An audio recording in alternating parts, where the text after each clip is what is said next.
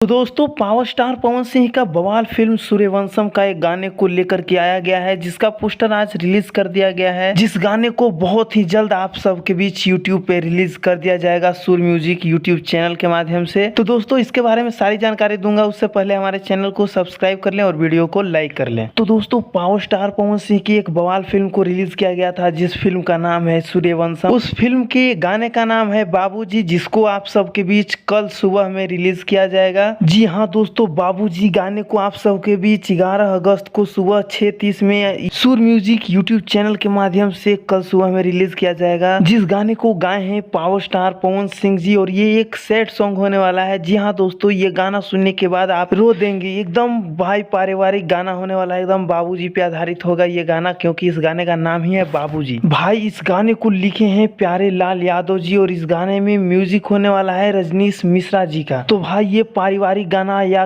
रुला देने वाला गाना जो भी कहिए, बहुत ही बवाल होने वाला है। तो आप सब कल सुनना नहीं भूलिएगा सूर्य म्यूजिक यूट्यूब चैनल के माध्यम से। और ये अपडेट आपको थोड़ा भी अच्छा लगा हो, ये कंटेंट आपको थोड़ा भी अच्छा लगा हो, तो हमारे चैनल को सब्सक्राइब जरूर कर लें और वीडियो को लाइक करके शेयर करना ना भूलें। धन्यवाद दोस्तों, मिलते हैं नेक्स्ट अपडेट के साथ।